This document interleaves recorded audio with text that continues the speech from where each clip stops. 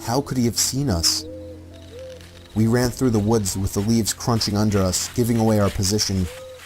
When Anthony tripped over something, I crouched down with him, hoping we had run far enough. Not even 20 seconds later, oncoming footsteps from the direction we were running from came fast. They slowed down only 2 trees away from us, as we lay face down in the leaves. Moments later, the footsteps take off in another direction. We waited until we could no longer hear them, and took off back in the direction of the house. While running, over the sound of leaves crushing and my heavy breathing, I could swear I heard leaves crushing from behind us. We made it back to his backyard, into his house, and this time, remembering to shut the back door. We were now able to call the police. Anthony stayed on the line with them, while I patrolled the back windows, making sure nobody was out there. It was so dark though, I couldn't see anything. So I did something that seems stupid today. I turned on his backyard lights, and immediately in the distance, over by the woods, I saw him, standing in front of a big tree. He turned off back into the woods and disappeared out of sight. That was the last time me or Anthony ever saw him. I would be lying if I told you we heard the occasional knocks at our windows or something cliche. No, that was it. 5 years have passed and nothing has happened. Do I wonder if it was somehow linked to the prank call? Maybe.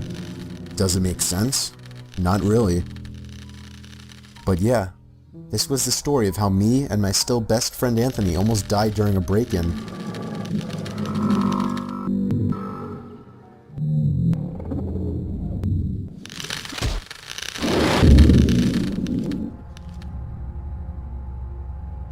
Me and my wife were on our honeymoon in Hawaii. We were on the island of Oahu, sitting on the beach.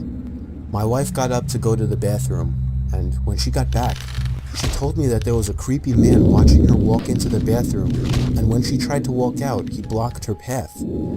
She only got away because there were 2 other people walking into the bathroom, so he got out of the way.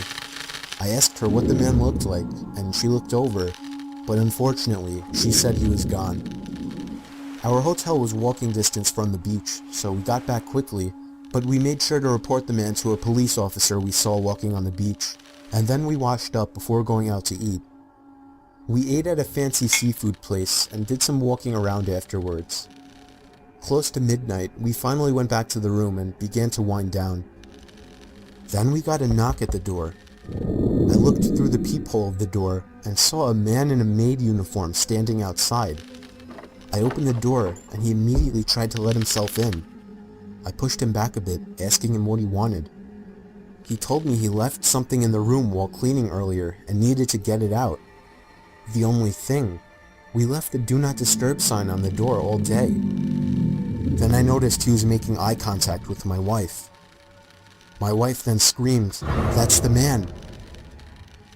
I didn't understand at first, but it was too late for that. The man had already lunged at me, holding my throat with one hand while reaching behind himself with another.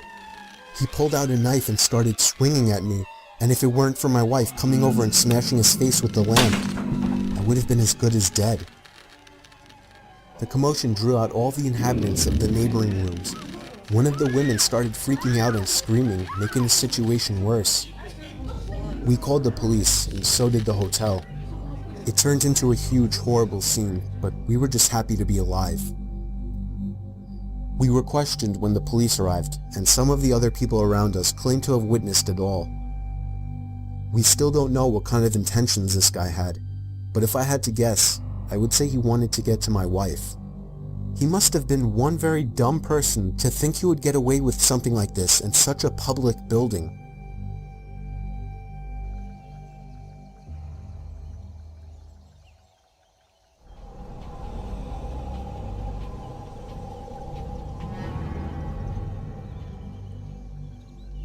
I'll never forget this night.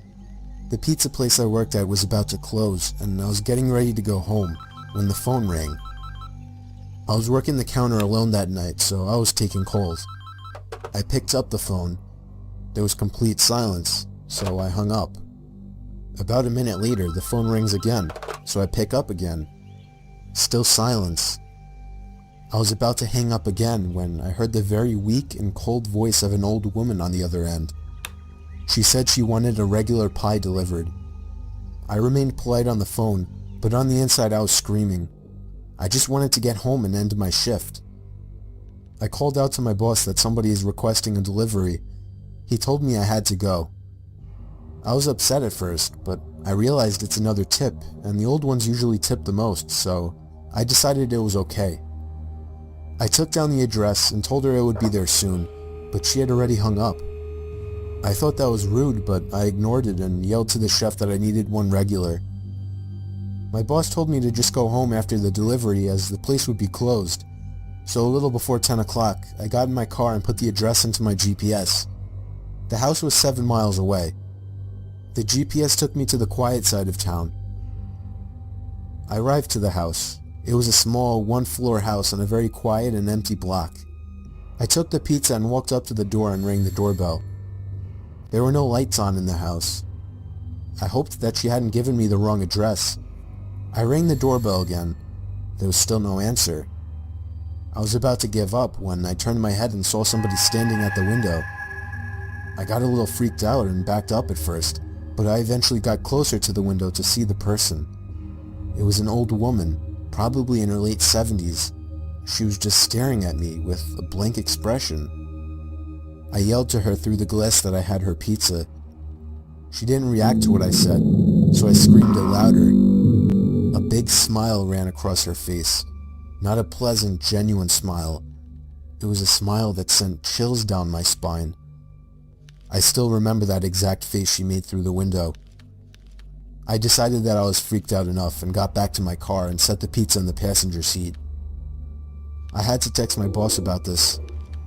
I shot him a quick text and started my car, ready to get the hell away. I looked to my right to get one more look, to see the woman standing right outside my passenger side window, giving me the same stare she had given me before. I put my car in drive and floored it down the street, not looking back. My boss never made me do a late night delivery again.